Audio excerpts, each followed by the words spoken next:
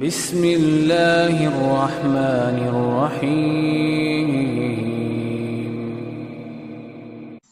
اولاد کا دکھ دنیا کا سب سے بڑا دکھ ہوتا ہے، سب سے بڑی تکلیف ہوتی ہے جو اس طرف، کیونکہ انسان کے اپنے جسم کا ایک حصہ ہوتا ہے نا، تو جب اس کو تکلیف پہنچتی ہے تو اس کی تکلیف بھی نہیں دیکھی جاتی، وہ بھی خود کو لگتی ہے، اور جب وہ پریشان کرتا ہے تو اس کی آگ بھی انسان کو زیادہ لگتی ہے۔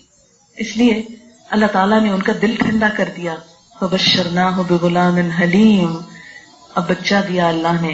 پھر ایک اور امتحان آ گیا، کیا حکم ہوا؟ بچے کو وہ دور مکہ کی بے آب و گیا وادی میں چھوڑ آؤ، بس ماں اور بچہ، چھوٹا سا دودھ پیتا، نہ آس پاس کوئی دکانیں، نہ گھر، نہ کوئی انسان، کچھ بھی نہیں۔ ہاجرہ کہتی ہیں کہ میں نے پوچھا کہ کیا یہ اللہ کا حکم ہے کہ آپ ہم کو یہاں تنہا چھوڑ کے جا رہے ہیں؟ کہا ہاں اللہ کا حکم ہے۔ وہ بھی کہنے لگی اگر اللہ کا حکم ہے تو وہ ہم کو رسوا نہیں کرے گا۔ اور واقعی کیا عزت بخشی کہ آج دنیا کی سب سے زیادہ بارونق، پرسکون اور لوگوں کے دلوں کی تمنا وہ جگہ بن گئی جو بالکل ایک ویرانہ تھی، اس لیے کہ اللہ کی اس بندی نے ایک چھوٹے دودھ پیتے بچے کے ساتھ اللہ کی بات بھی مانی، شوہر کی بھی مانی۔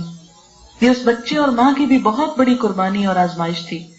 بہرحال اب کیا ہوتا ہے، فاصلے ہیں بہت طویل، واپس فلسطین آتے ہیں، تبلیغ کا کام شروع کرتے ہیں، پیغمبر اللہ تعالیٰ ان کو بناتے ہیں۔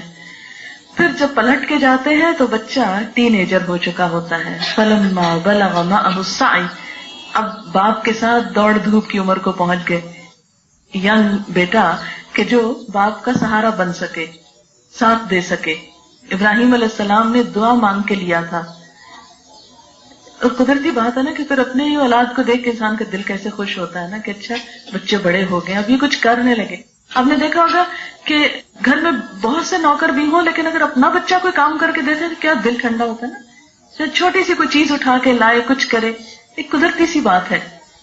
تو اس میں وہ بچہ جب دوڑ دھوپ کی عمر کو، مدد کرنے کی عمر کو پہنچا تو ابراہیم علیہ السلام کو خواب آ گیا۔ اللہ تعالیٰ کا حکم ہوا ابراہیم یہ بیٹا اللہ کی محبت میں تھوڑا آڑے آ رہا ہے، کیونکہ اولاد آزمائش بھی ہوتی ہے نا، جب اولاد ملتی تو انسان ان کی خاطر بسا اوقات غلط کام بھی کرتا ہے، بعض اوقات ان کے لیے اللہ کے کچھ حکم بھی پامال کر دیتا ہے۔ تو اللہ تعالیٰ کیا تقاضا کرتے ہیں بندے سے کہ میری محبت ہر محبت سے آگے ہو، چاہے اولاد ہو چاہے کوئی، مجھ سے آگے کوئی نہ ہو۔ اب کیا ہوا، ابراہیم علیہ السلام اس بچے کو خواب میں دیکھتے ہیں کہ ذبح کر رہے ہیں۔ جب اٹھتے ہیں تو پتہ چلتا ہے کہ خواب ہے، بیٹے سے ذکر کرتے ہیں بیٹا میں نے خواب میں دیکھا ہے تجھے ذبح کر رہا ہوں۔ پھر بیٹا بھی کیسا، غلام حلیم، کہتے ہیں فانظر ماذا ترى، بیٹے دیکھو تم کیا کہتے ہو، امپوز نہیں کیا، بتاؤ کیا کہتے ہو۔ قال یا ابت افعل ما تؤمر، کہا ابا جان جو حکم ملا ہے کر ڈالیے۔ ستجدنی انشاءاللہ من الصابرین، آپ مجھے صابروں میں سے پائیں گے، میں آپ کے ساتھ تعاون کروں گا، کوئی شکایت نہیں کروں گا۔ فلما اسلما، پھر وہ جب دونوں ہی اپنے آپ کو اللہ کے حوالے کر چکے، دونوں نے اللہ کی بات مان لی، وَتَلَّهُ لِلْجَبِينِ، اور بچے کو پیشانی کے بل لٹا دیا، وَنَادَيْنَاهُ أَن يَا إِبْرَاهِيمُ، اور ہم نے اس کو پکارا اے ابراہیم، قد صدقت الرؤیا، تو نے خواب سچ کر دکھایا، میں نے تو خواب میں تجھ کو دکھایا تو نے حقیقت بنا دی یہ بات۔ اِنَّا كَذَلِكَ نَجْزِي الْمُحْسِنِينَ، بے شک ہم نیکوکار لوگوں کو ایسی ہی جزا دیتے ہیں۔ اِنَّ هَذَا لَهُوَ الْبَلَاءُ الْمُبِينُ، یقیناً یہ سری آزمائش تھی، کھلی کھلی آزمائش تھی۔ وَفَدَيْنَاهُ بِذِبْحٍ عَظِيمٍ، اور ہم نے اس بچے کو چھڑا لیا ایک قربانی کے ذریعے۔ کہتے ہیں کہ جبرائیل علیہ السلام نے اس کی جگہ ایک مینڈھا لا رکھا، ابراہیم علیہ السلام نے آنکھوں پہ پٹی باندھ کے بیٹے کے گلے پہ چھری رکھی تھی، جب آنکھ پٹی کھولی تو دیکھا کہ اس کی بجائے ایک مینڈھا ذبح ہوا پڑا ہے اور بیٹا پاس کھڑا ہے۔ وَتَرَكْنَا عَلَيْهِ فِي الْآخِرِينَ، ہم نے اس کا ذکر خیر، اس کی شہرت بعد کی نسلوں میں باقی رکھ دی کہ وہ نام کبھی ختم نہ ہو۔ سلام علی ابراہیم، سلام ہو ابراہیم علیہ السلام پر، کذالک نجزی المحسنین، نیک لوگوں کو ہم ایسی ہی جزا دیتے ہیں. صرف ابراہیم نہیں، ابراہیم علیہ السلام کے بعد جو بھی کوئی محسن ہوگا، ایسے کام کرے گا، اپنی عزیز ترین چیز اللہ کی راہ میں دے گا، ان کو بھی ہم ایسا ہی بدلہ دیں گے. انہ من عبادنا المؤمنین، وہ ہمارے مؤمن بندوں میں سے تھا. وبشرناہ باسحاق، ہم نے اس کو اسحاق کی بشارت بھی دی. نبیًا، جو نبی ہوئے، من الصالحین، صالح لوگوں میں سے تھے، نیک لوگوں میں سے تھے. وبارکنا علیہ وعلی آل اسحاق، اسحاق اور ان کی اولاد پر ہم نے برکتیں نازل کی. بنی اسرائیل کی طرف اشارہ. ومن ذریتہما، اور ان دونوں کی اولاد میں سے، یعنی اسماعیل علیہ السلام کی اولاد میں سے اور حضرت اسحاق کی اولاد میں سے، محسن، کچھ تو بہت نیک لوگ نکلے، بہت اچھے نکلے. وظالم، اور کچھ ظالم نکلے، اپنے اوپر ظلم ڈھانے والے. کیونکہ جب انسان کوئی غلط کام کرتا ہے، کسی کو ستاتا ہے، تو دراصل اپنے ہی لیے برا کرتا ہے. ایک حدیث میں ہے، جو کسی کو پریشان کرے گا خود پریشانی مول لے گا. جب ہم کسی کو ستاتے ہیں، کسی کا برا چاہتے ہیں، کسی سے دھوکہ کرتے ہیں، تو خود اپنے لیے کرنے کو جائز قرار دے دیتے ہیں.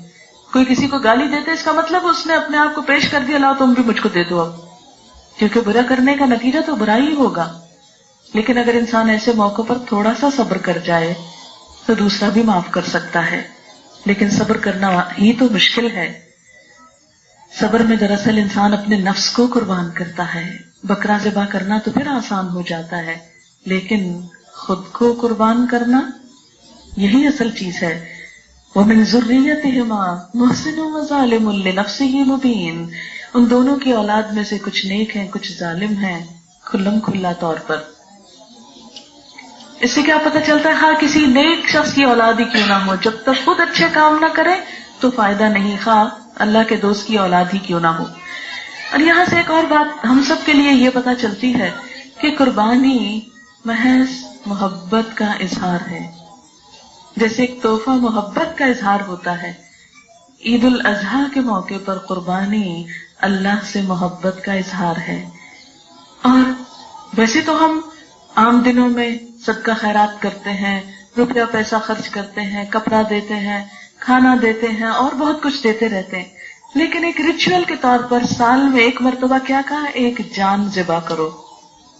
کیونکہ حدیث پاک میں آتا ہے اس روز یعنی 10 ذی الحج کو، عید کے دن، اللہ تعالیٰ کے نزدیک خون بہانے سے بہتر کوئی عمل نہیں.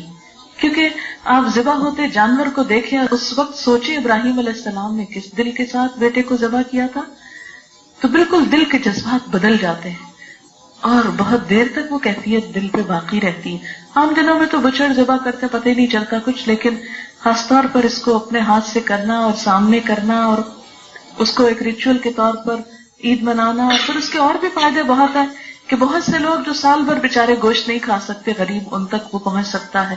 پھر اس کی کھال، اس کے بال، اس کی بہت سی اور چیزیں جو ہیں اس سے فائدہ ہوتا ہے. پھر جو لوگ ان کو پالتے پوستے ان کا بھی ایک روزگار لگتا ہے. یعنی ایک تو یہ ہے نا، بہت سے لوگ یہ سوال کرتے ہیں عام طور پر کہ قربانی کرنے سے بہتر ہے کسی غریب کی شادی کر دیں یا کچھ. سب باتیں اپنی جگہ، سال بھر کیجئے، لیکن اس دن یہی کیجئے جو اللہ تعالیٰ کو پسند ہے. اور آپ دیکھیے کہ غریب کو دیتے رہنا کب تک دیں گے، لیکن اگر غریب کو اس قابل کر دیں کہ وہ جانور پالے، بڑا کرے، بیچے، ایک بزنس کرے، اور پھر لیدر کا بزنس آگے، اور کسائیوں کی ایک ایکسٹرا آمدنی ہو جاتی. ویسے تو ہم سستی کر جاتے ہیں، لیکن جب زبردستی کہا جاتا کرو آج ہی ذبح، تو اس طرح بہت سی جگہوں پر گوشت بھی پہنچ جاتا ہے. بہت سے لوگ اس کو پریزرو کر لیتے ہیں، اور اس طرح ایک پورے معاشرے کے اندر ایک یونٹی بھی پیدا ہوتی ہے، جو خالی اگر کسی کو پیسے دے کر وہ فیلنگ نہیں آتی. تو قربانی جو ہے یہ کئی مقاصد کے لیے ہے، اللہ کے دوست کی یاد تازہ کرنے کے لیے، اپنی محبت کی تجدید کرنے کے لیے. اب دیکھیے ویلنٹائن ڈے ہم کتنے شوق سے منانے لگ گئے، اور اس میں محبت کے اظہار کے لیے ہزاروں روپے کے پھول جو ہیں وہ دیتے ہیں. کوئی نہیں کہتا غریبوں کو دو، لیکن جب بکرا ذبح کرنے کی بات ہوتی ہے سب غریب یاد آ جاتے ہیں. حالانکہ وہ گوشت بھی کون سب خود کھاتے ہیں، غریبوں کو ہی جاتا ہے وہ بھی. تو ایک ریچول جو ہے وہ ریچول ہے، اس کو اپنی مرضی سے تبدیل نہیں کرنا چاہیے. اور اگر ابراہیم علیہ السلام نے خواب دیکھ کر اس حکم کی تعمیل کی تھی، تو ہمیں قرآن کی آیات اور نبی صلی اللہ علیہ وسلم کی سنت کو زندہ کرتے ہوئے اپنی حیثیت کے مطابق اس سنت کو تازہ کرنا چاہیے. اور اس میں نہ تو وہ شرط ہے کہ جیسے زکوٰۃ جس پہ لازم ہوتی ہو یا مرد یا عورت کوئی بھی کر سکتا ہے، ایون بچوں کی طرف سے بھی کر سکتے ہیں، پورے گھر کی طرف سے ایک کر سکتے ہیں. ڈپینڈ کرتا ہے کہ حیثیت کیا ہے. اور یہ قربانی اصل میں محبت کا تحفہ ہے بس. اور اس میں اگر آپ حدیث کی یا فقہ کی کتابیں پڑھیں تو کہیں جیسے زکوٰۃ کا نصاب ہے یا حج کے لیے استطاعت ہے، ایسی کوئی شرط نہیں رکھی گئی. جس کا دل چاہے کر لے. ہاں جو صاحب حیثیت ہے ان کو تو کرنا ہی چاہیے، لیکن جس کی حیثیت بہت زیادہ نہیں، اگر وہ خود اپنے شوق سے پال کے کچھ ذبح کر لیتا ہے اور نہیں تقسیم کرتا، گوشت خود بھی رکھ لیتا ہے تو رکھ لے، لیکن یہ کہ اس محبت کا اظہار ضرور کرے. دوسری چیز یہ کہ جب پہلی ذی الحج شروع ہوگی انشاءاللہ تو جب سے تکبیریں بہت کثرت سے پڑھیں. اللہ اکبر اللہ اکبر لا الہ الا اللہ واللہ اکبر اللہ اکبر واللہ اکبر وللہ الحمد. اس کی کیسٹس بھی ملتی ہیں، گھروں میں لگائیں، بچوں کو سکھائیں، کیونکہ یہ حاجیوں کے ساتھ ایک طرح سے عبادت میں شریک ہونا بھی ہے. وہ وہاں اللہ کی یاد منا رہے ہیں، ہم یہاں بیٹھ کر اس جذبے میں شریک ہو جائیں. تو یہ 10 دن جو ہیں ان میں صدقہ خیرات ہو یا روزہ رکھنا ہو یا قربانی، یہ عام دنوں کے مقابلے میں کئی گنا زیادہ اجر رکھتے ہیں. خاص طور پر اس کا اہتمام کرنا چاہیے.